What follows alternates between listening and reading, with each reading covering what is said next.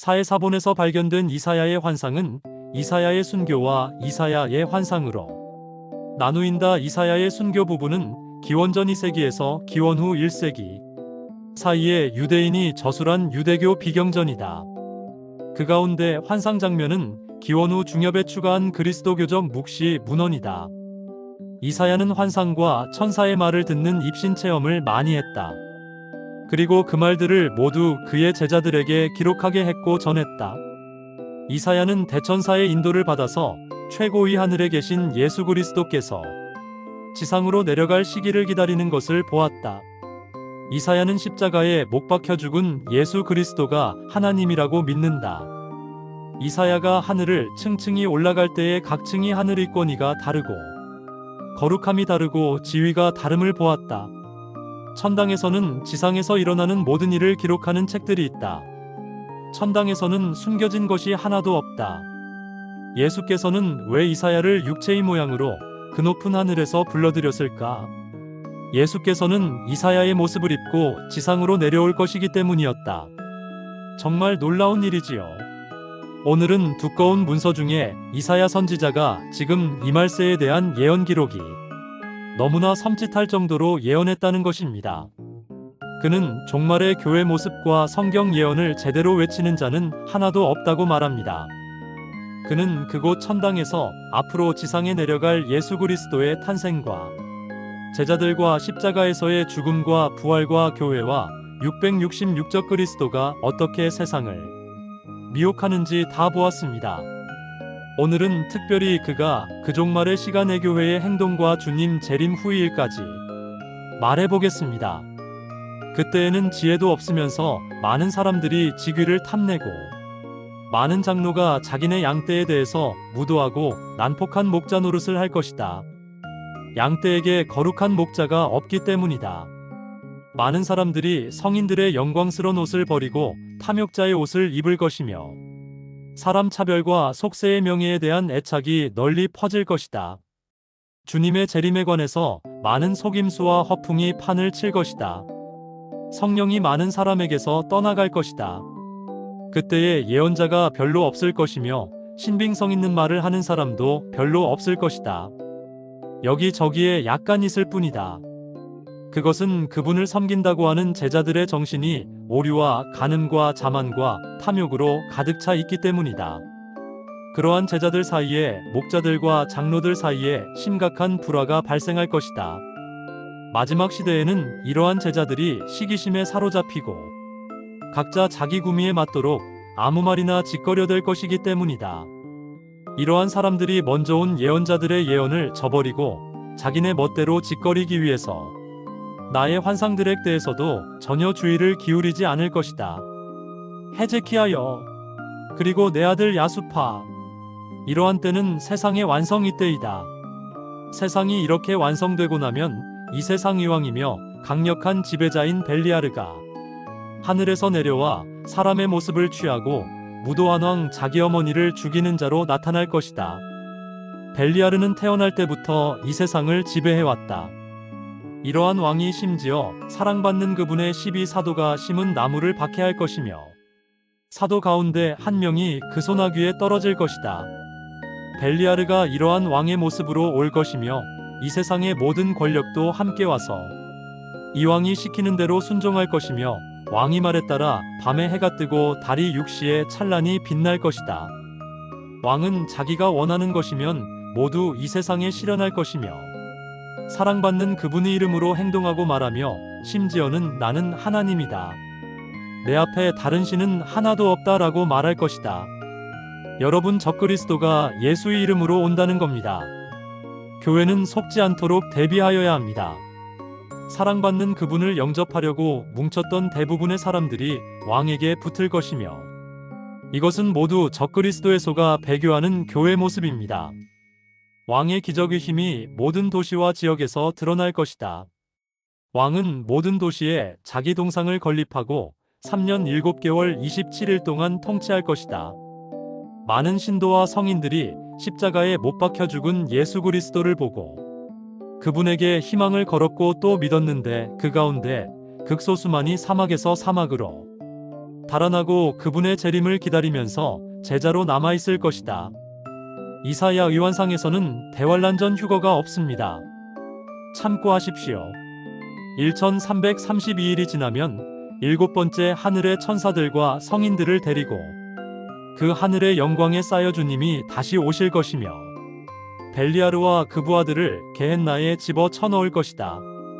이 세상에서 육체를 가지고 살아남은 경건한 사람들에게 그분에 대한 신앙을 통하여 벨리아르와 그 부하인 왕들을 저주했던 사람들에게 안식을 줄 것이며 태양은 수치로 빨갛게 물들 것이다. 그러나 성인들이 일곱 번째 하늘에 높이 쌓아두었던 옷을 입고 성인들의 모습으로 원기를 회복할 것이며 주님은 이 세상에서 깨어있던 사람들에게 봉사할 것이다. 그 다음에 이 사람들이 옷을 입은 채 하늘로 올라갈 것이다. 이것이 휴거입니다.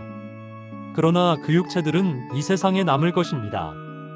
그러면 사랑받는 그분이 분노에 찬 음성으로 이 하늘과 땅, 산과들, 사막, 숲, 그리고 태양의 천사와 달의 천사, 그리고 벨리아르가 자기를 드러내고 공개적으로 행동한 장소인 모든 곳을 꾸짖을 것이다. 이러한 것들이 모인 가운데 부활과 심판이 일어날 것이며 사랑받는 그분이 불을 토해내어 불경한 무리들을 모두 태워버릴 것이며 이러한 무리는 창조되지 않았던 것처럼 될 것이다. 이 환상의 나머지 말들은 바벨로니아에 관한 환상에 기록되어 있다. 사랑받는 그분이 죽은 자들의 세계로 내려간 부분은 주님이 보라 나의 종은 지혜롭다라고 말하는 부분에 기록되어 있다. 이 모든 일은 예세의 아들 다비드의 시편에 그 아들 솔로몬의 말에 코라와 이스라엘인 에탄의 말에 아사프의 말에 성령의 천사가 쓰게 했지만 저자의 이름이 남지 않은 나머지 시편들에 나의 아버지 아모스의 말에 다른 애언자들 호세아와 미카, 요엘, 나훔, 오바디아, 하박국, 하가이, 제파니야, 제카리야, 말라키의 말에 정의로운 요셉의 말에 그리고 다니엘의 말에 기록되어 있다. 이 환상 때문에 벨리아르가 이사야에 대해 대단히 화가 났다. 벨리아르가 미나세의 마음에 살고 있었다.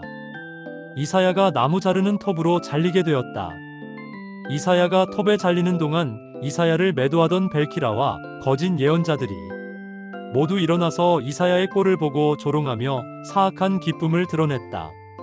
메켄베쿠스의 충동질에 벨키라가 이사야 앞에 우뚝 선 채 조롱했다. 내가 한 말이 모두 거짓말이고 미나세의 길이 선하고 옳다는 것을 고백하라. 벨키라는 이사야의 몸이 잘리기 시작할 때 그렇게 말했던 것이다. 그러나 이사야는 환상 속에서 주님을 바라보면서 그 모습에 몰두했고 두 눈을 뜨고 있기는 했지만 아무것도 보지 못했다. 벨키라가 이사야에게 다시 말했다. 내가 시키는 대로 말을 하라. 그러면 내게 왕의 사람들의 마음을 돌려놓고 미나세 왕 유데아의 지도자들 그리고 예루살렘 전체와 백성들이 무릎을 꿇고 너를 공경하게 만들어 주겠다. 이사야가 이렇게 대답했다. 내가 당하는 일에 관련되어서 말한다면 너는 너의 모든 힘과 가문 전체와 더불어 영영 저주를 받았다. 너희가 빼앗아 갈 수 있는 것은 내 몸의 껍질뿐이기 때문이다. 왕의 부하들이 아모스의 아들 이사야를 잡아서 톱으로 두동강을 내버렸다. 오 주여, 이 상황은 적그리스도가 신자를 핍박할 때도 이럴 것입니다. 미나세와 벨키라와 거짓 선지자들과 지도자들과 백성들이 서서 구경을 하였다. 몸이 두동강으로 잘리면서도 이사야는 자기와 함께 살던 예언자들에게 이렇게 말했다. 티로와 시돈의 지역으로 가라. 하나님은 나 혼자만을 위해서 잔을 휘저었다. 톱에 잘리면서도 이사야는 비명을 지르지도 않고 눈물을 흘리지도 않았으며 그 입은 두동강이 날 때까지 성령으로 말을 했다. 벨리아르는 벨키라와 미나세를 통해서 이사야에게 이런 짓을 했다. 이사야가 사랑받는 그분에 관한 일을 보았다고 해서 삼마엘이 이사야에 대하여 유대 아이왕 헤제키야 시절부터 매우 분노했기 때문이며 헤제키야 왕 시절에 이사야가 삼마엘의 멸망을 주님을 통하여 보았기 때문이다.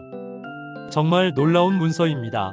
사해사본을 통하여 알게 된 이사야 선지자의 환상은 성경에 기록되지 않았지만 놀라운 이 환상을 우리에게 드러내려고 사해사본이 발견되었다는 생각이 듭니다. 이사야는 주님의 환상을 통하여 하늘과 땅의 모든 비밀을 알고 있었습니다.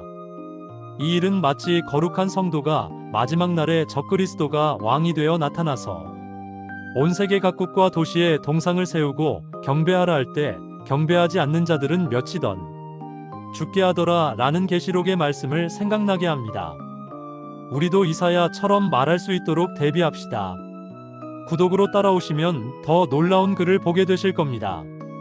적그리스도가 어떤 지식의 말과 기적으로 교회를 굴복해 할 것입니다.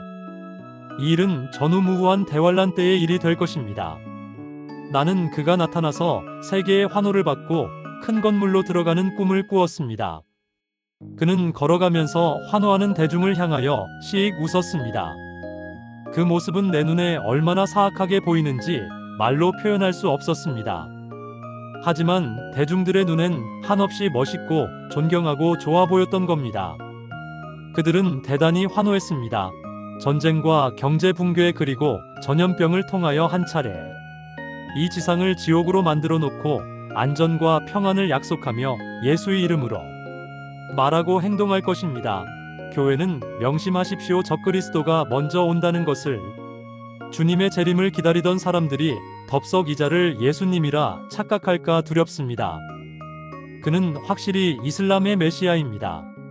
세상은 그들의 세상이 될 것입니다. 모든 법도 샤리아 법처럼 엄격하게 될 것입니다. 도둑질하면 죽일 것입니다. 간음하면 죽일 것입니다. 모든 남자들을 거세하려 할 것이며 여자들은 남자를 사모하는 일을 없애고 아이를 낳으려는 욕망도 제거할 것입니다. 그는 남자들은 증오합니다.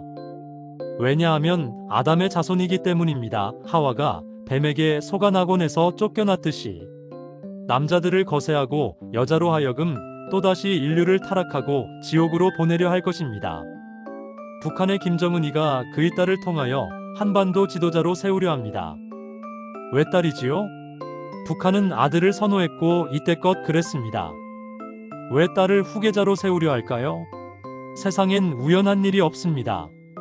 그들은 신세계 질서를 이렇게 준비하고 있습니다. 남자들이여 깨어나세요.